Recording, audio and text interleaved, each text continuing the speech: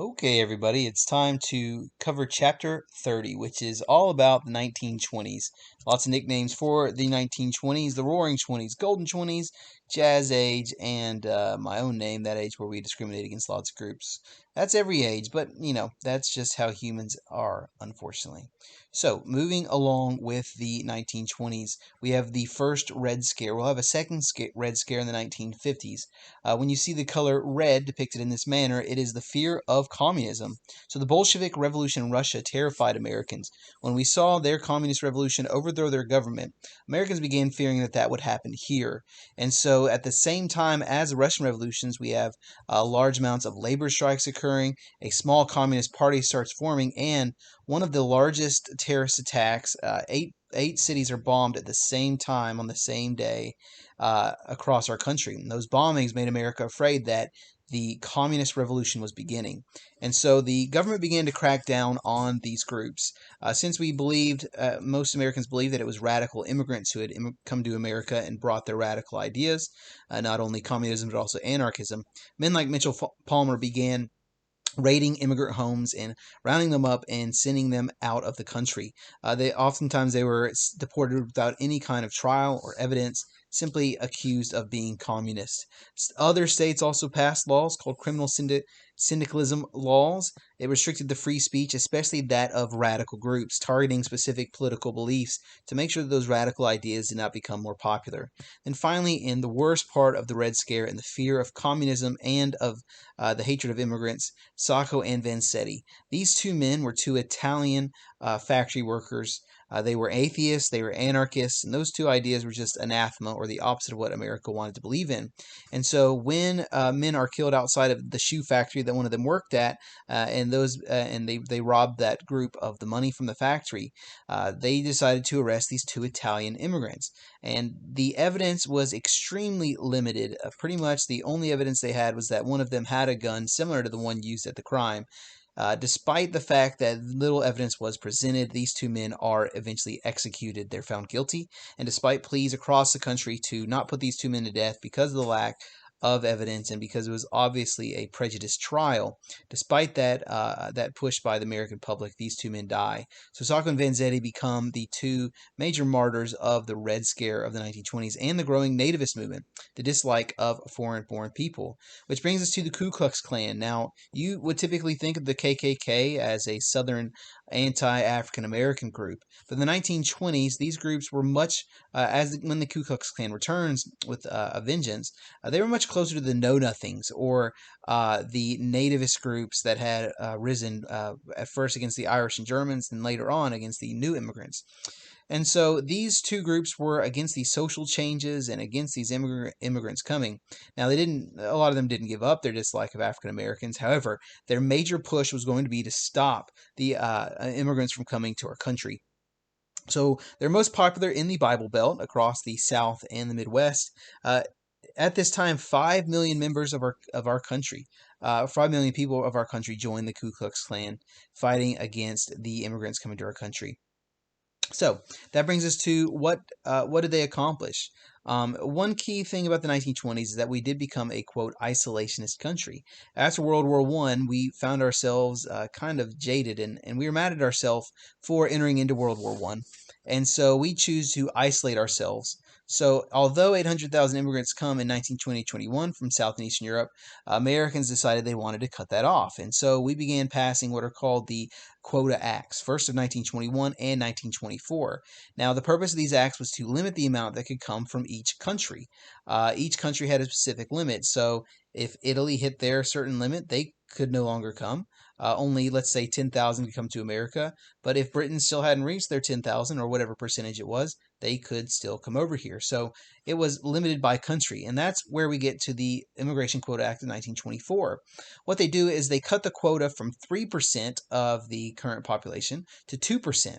And even more drastic, they decide to cut the numbers off at 1890. They use the 1890 census rather than 1920, and that is because there were a lot less of the new immigrants from, say, Italy, Russia, Poland. There were a lot less of those new immigrants around in 1890 because their population boom did not occur until the early 1900s. And so this specifically targeted those immigrant groups from what we would call the new immigrant countries.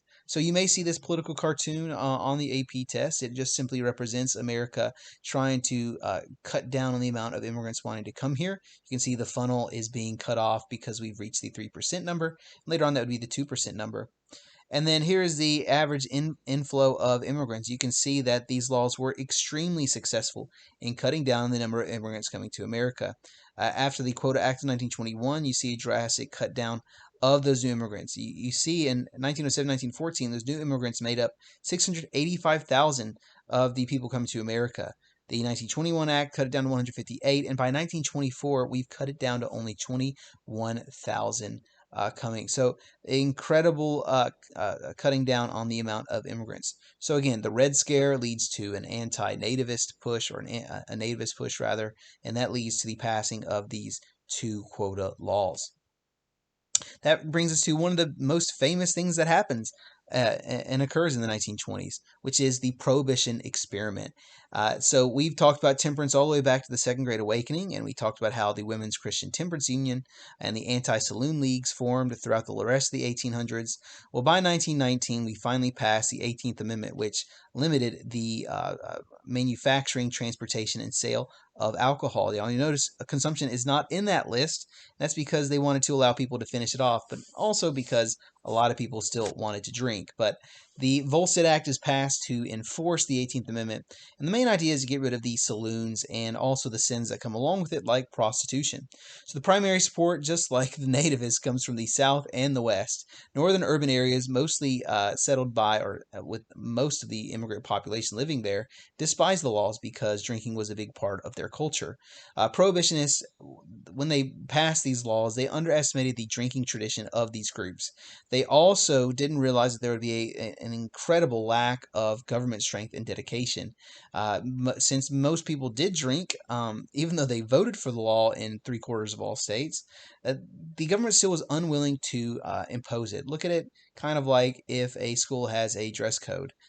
Some teachers just will enforce whatever rules there are, and others just may think it's unfair, so they leniently apply it.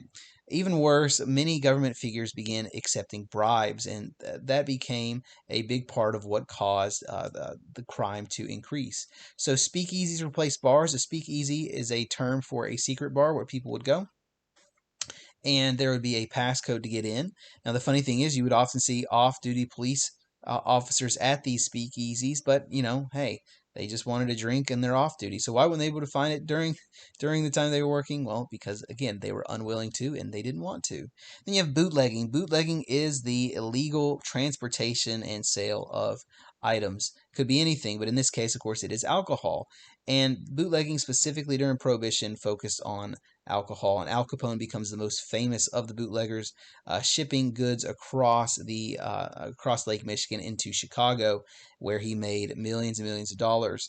One big problem with Prohibition as well is it costs the government millions of dollars. All those tax dollars on things like whiskey and alcohol and all the licenses they sell. Now you have shortened the income of our government by millions. So, what are some positives of Prohibition? Because I'm obviously hitting a lot of the negatives here. Bank savings did increase. With less drinking, people saved more money. Less people died from alcohol, and certainly it probably did help some people get rid of their alcoholism. But you also see the decreased absenteeism in industry. However, when we look at Prohibition, it's hard to say that a lot of positives came out of it. Bootlegging led to bribery. You see judges and police officers buying into the massive corruption of the era.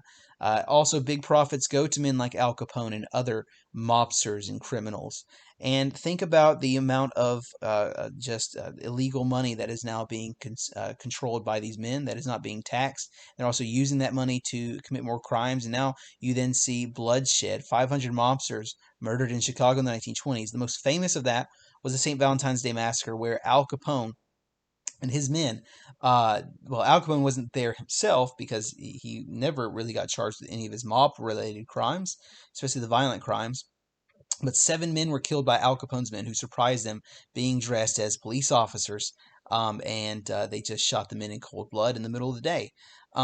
What happens is the St. Valentine's Day Massacre makes America realize just how bad things are going under Prohibition, and that does help lead to the end of Prohibition.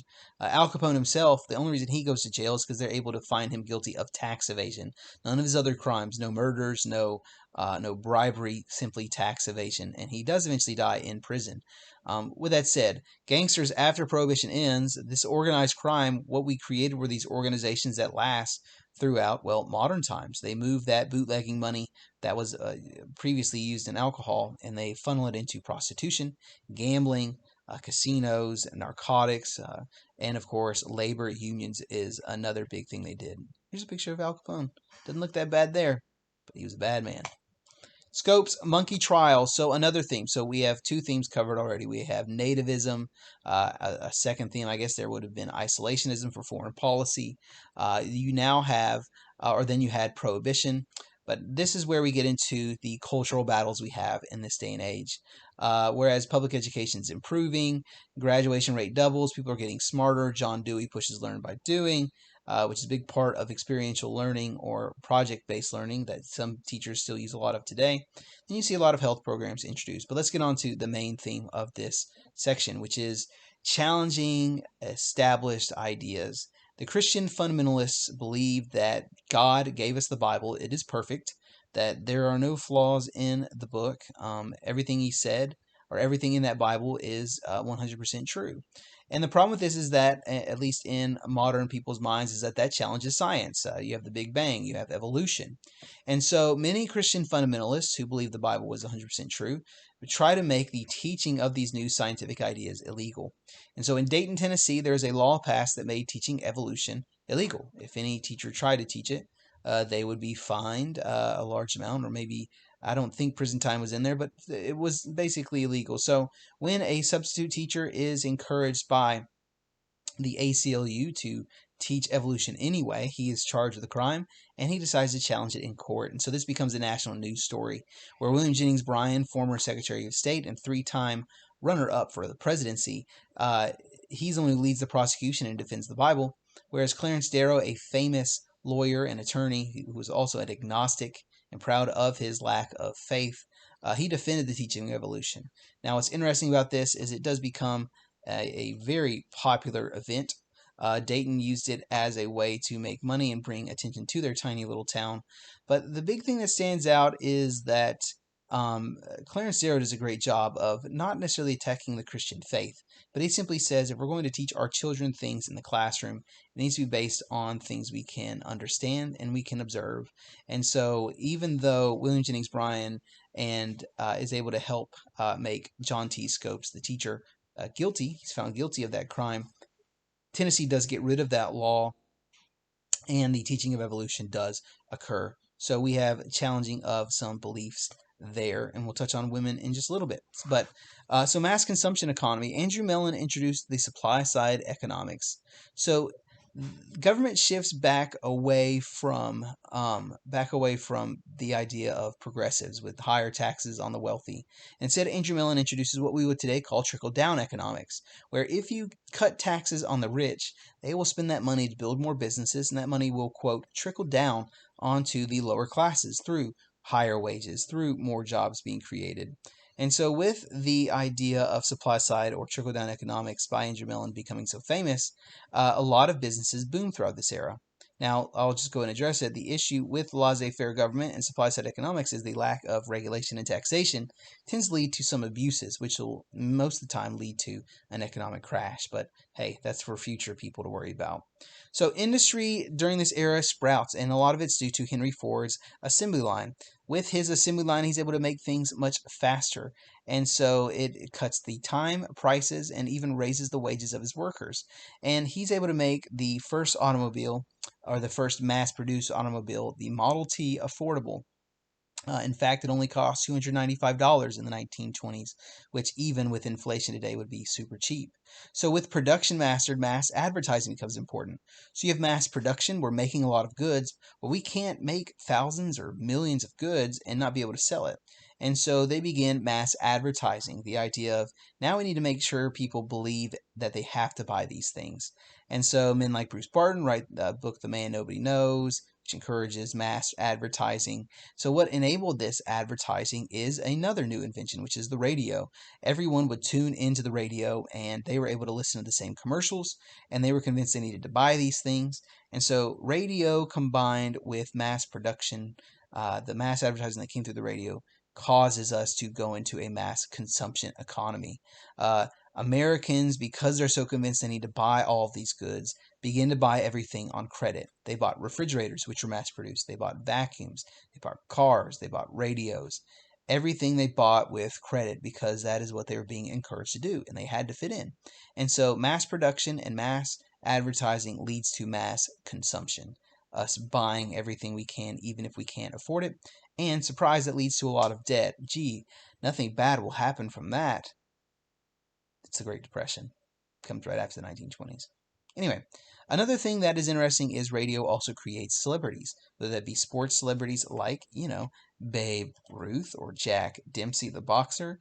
Why do we not talk about celebrities or sports stars before? It's because we did not have the ability to all listen at the same time. And also, we don't have you see the raised of wages, or the raising of wages, we don't have the, oh, dadgummit. We don't have the disposable income, the extra money. But now that we have more money in our pockets and we have less time that we're working, Americans are able to spend their money on entertainment. And so radio and disposable income helps push that idea. So you see, putting America on rubber tires, not only did the assembly line become popular, but other ideas like Frederick W. Taylor's scientific management. You use a stopwatch, no wasted motion on the assembly line. And that didn't just apply to people working in factories. America became obsessed with making everything as practical and as swiftly as we could make them. So Ford dedicated the Model T to standardization. If you didn't know this, you could not actually buy the Model T in any other color besides black because that would take way more time. You'd have to have two different lines and two different paint cans. That would cut down on the efficiency of that business. So Taylor's scientific management became popular not just in the Model T, but across most American economies. The good thing is this does drive prices lower, so workers can afford them, including the Model T. But that's across most industries as well. Automobile creates gigantic industry boom. If you don't know this, the automobile industry does not just impact Nissan or GM, it impacts rubber makers, glass makers, fabrics, highway. All these other ideas are impacted by it. Then finally, there are the societal effects of the automobile. Women get more independence because they're able to drive themselves away. They're able to drive around on their own. It also creates the suburbs. People don't have to live in the city. They don't have to live next to the factory where they work. Instead, they can now, or they are able now to drive to town or to the city to work. And so that's what creates suburbs. You also have declining isolation. People are now more connected than they were before because we can reach other places and we can travel when and where we want to. Youth morality also drops. Now, I would argue that that's not necessarily true, but certainly that's what the older people believed. They called vehicles or automobiles sin wagons. That's because this is youth saying they're going to go to the theater or they're going to go somewhere with their friends. Previously, if you wanted to date someone, you would have to go and eat dinner or hang out with their family. But now, with cars, their independence leads to, well, unintended consequences, and in most older people's minds, sin. Then finally, crime is also aided. It's easier to escape and get away with crime when you can just simply drive away. So this is the cost of a Model T on the left, and on the right you can see the amount of cars in our country is a lot higher, and that is due to not only our dependence on roads, but also the ability of ourselves to mass produce those vehicles. So we also have the invention of the airplane during this time period. Gasoline engines are used to aid flights. Of course, the Wright brothers, who first lived in Ohio, they moved down to Dayton. Uh, they, anyways, they moved to North Carolina to help fly their planes. This leads to private companies then taking it over. In the 1920s, we begin actually using a commercial flight. The most famous pilot of the day is Charles Lindbergh. He is the first person to fly across the Atlantic Ocean on his own, and he becomes a worldwide celebrity, again, enabled by radio. We were able to listen and follow along with what his adventure was, what he was doing on his adventure and how it was going. Flight by the 1930s was safe. The airline industry grows. Here's the problem with that is well, railroads are getting hurt, those jobs disappear, but as far as warfare, how much more dangerous and deadly is warfare now that we can fly around and drop lethal bombs wherever we want? Kind of terrifying. So, radio and Hollywood. Radio knitted the nation together. People listened to it, and it became a shared social activity. Think about people. Radio was, radio was before television.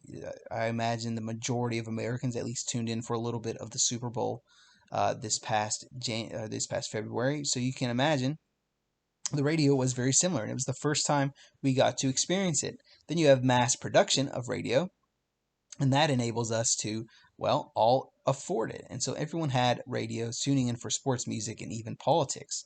So radio fed, as I mentioned earlier, the mass consumption of the decade. Combine that with the mass advertising, and you have radio becoming a big part of the free enterprise era. Edison also created motion pictures. We see some famous early movies like The Great Train Robbery, Birth of a Nation, which you should Google just to see what the plot of that is if I haven't already talked about it in class. And then 1927, you have The Jazz Singer becoming the first, quote, talkie, as movies become the most popular form of entertainment. So The Jazz Singer is the first movie you got to go watch and hear what they were saying instead of relying on cutaways of conversations. So back to the social issues. So we've talked about economics. We talked about the developing mass advertising and mass production. We talked about new inventions. But this is the one of the eras of the greatest social changes as well. Massive social changes and challenges occurred as fundamentalist Christians felt like they were losing America's grip on traditional values. Now, that may sound familiar to you if you pay attention to the talk about Joe Biden winning the presidency versus Donald Trump, because a lot of people think he's going to guide us further away from traditional values. But one era where we definitely see the biggest push, or the biggest battle between traditional beliefs and uh, uh, progressive beliefs is in the 1920s. And a big part of that are women. Women are a big part because they call themselves flappers. Look at them wearing those short dresses. They don't have to wear full body gear to go to the beach and to swim. Flappers is a term which captures a lot of ideas. The way they dressed, they showed more skin. They uh, had their hair cut shorter. Now, you may think cutting your hair short sounds kind of weird, but it was socially expected for women to have longer hair. That's what women had. And so women intentionally wore short bob haircuts. And they actually wore looser clothing because women before this era were supposed to wear clothing that was tight and accentuated their feminine figures. But by wearing looser clothing, they showed that, hey, we are not going to do what society tells us to. Women also smoke. Women drank. Women used swear words in public and told dirty jokes. These are things that are, quote, unladylike, but flappers didn't care. Now, you can look at it as, hey, they got the right to vote with the 19th Amendment in 1920, and that was probably part of it. You can also look at them as in World War I because they worked in the factories and had more economic freedom. There are a lot of reasons why women suddenly felt comfortable pushing past these taboos. That also leads to women like Margaret Sanger founding the Birth Control League, and she advocates the acceptance of contraceptives. Before this era, many contraceptives and birth control was actually illegal, and that's because the women, well, it's believed it's because women were not expected or allowed to be promiscuous outside of marriage. Or the sad part is women could not even plan their families, and so Margaret Sanger said it's not fair that men don't have that responsibility. Why should women not have that freedom? And so her organization will eventually be called Planned Parenthood, which I'm sure know the name of if you pay any attention to current American politics. With that said, Sigmund Freud also is a big part of it. I'm not going to dig too much into it. He's one of the first major psychologists in modern history, and he pushes sexual openness. And he just had some really weird and crazy ideas. With that said, other groups pick up on it. Advertisers use sexuality. Youth use theaters and cars. So pushing past the expectations for women and, of course, more sexual freedom during this time period caused some serious issues between fundamentalist Christians and traditional values and these new modern values. So, moving on to African Americans and how they fared in the 1920s. Many black pride movements occurred, and that a large part of that is because many African Americans had moved north during the Great Migration to work during World War I. And as they got to the north, they found themselves still facing challenges. Now, maybe not as bad as in areas in the South, but they still face some serious issues. And so, in order to bring themselves together, they began a cultural revolution. And it centered at first around Harlem in New York. This Harlem Renaissance earned the entire American attention. They became up with their own music form called jazz, which became very famous for whites and blacks. Famous artists like Louis Armstrong and Duke Ellington became nationwide celebrities. And so African Americans used jazz to show their own culture. Literature also was popular from people who were part of the Harlem Renaissance. Famous authors like Langston Hughes used their abilities to instill pride in their downtrodden race. I would suggest reading this slide yourself on your own time, talking about how African Americans should feel. And then pride. One man, Marcus Garvey, who was actually from Jamaica, demanded a constitution for black rights. He created the UNIA, which basically was going to create a separate national economy and help all African Americans improve. The problem is because he was trying to shake things up, he is found guilty of mail fraud and actually deported. But Marcus Garvey was a big part of saying we don't need to be part of white culture. We can create our own economy. We can focus only on African Americans. And he's one of your first famous black separatists. Other cultural ideas that challenge traditional beliefs and ideas. So we have African Americans pushing for acceptance of their ideas and inequality. And now we have some literary challenges. So in modernism, society challenges traditional authority and morals, and artists and writers also challenge traditional methods. You can even just looking at E. E. Cummings' name, you can see that he intentionally challenged our adopted ideas of how words should look and be written. T.S. Eliot uses broken up segments to represent post war brokenness. That brings us to the idea of the lost generation. Now, lost generation can refer to the amount of young men who died from the war, but these authors took on the idea because they looked at, hey, maybe we are successful. Maybe we do have a booming economy in this decade, but really deep down, we are empty. The post-war disillusion. Woodrow Wilson had promised us a peaceful world, that everything was going to be better after we won the war, and yet America found itself lost and just they didn't feel like anything was accomplished. And so why did we lose those millions of lives? And so many writers and Americans were frustrated.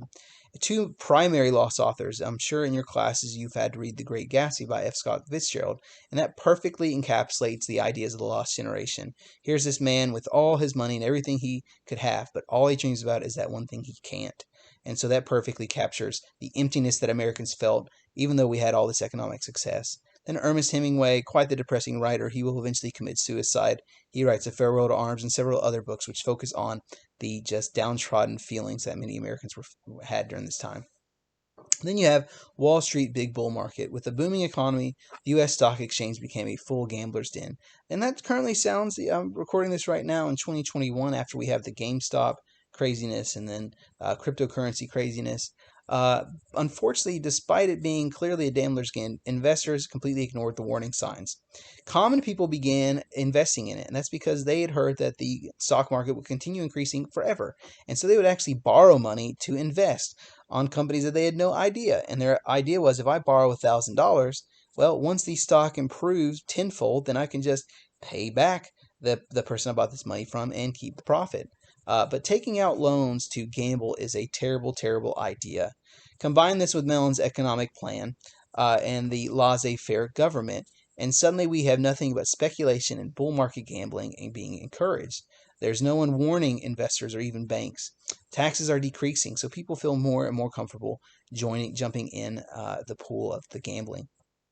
Despite these 1920s booms, warnings did exist. Hundreds of annual bank failures and deceitful speculation led to warning signs of businesses opening and shutting and opening and shutting. Laissez-faire policies allowed for businesses to lie about their income and whether they're making any money at all. And industry began overproducing. Here's the problem with mass production. What if you produce too much? How many cars does each family need? How many refrigerators do they need? If you just keep making it, you're wasting a lot of money and your business will go under. And so, unfortunately, we overproduced. And finally, American overconsumption. When you buy everything on credit, eventually that is going to lead to everything crashing. So, although the 1920s economically seems like a great time, and it was certainly, a lot of it was built on credit and built on bad economic choices. And without the government there to make sure that everything was running as it should have been, well, we kind of end up running off the rails. So, lots of changes and challenges in the 1920s, lots of new technologies. We have new morals. We have African Americans moving and kind of pushing for pride in their own ways, writers challenging, people challenging ideas of faith versus science. So the 1920s is quite an exciting time period. I can't really capture it all in just a short little presentation, but if there's one decade you should study just to see how things can change so quickly in 10 years, this would be the decade. Okay, that makes it, well, that's it for this entire presentation. Hopefully you learned something, and have a good one.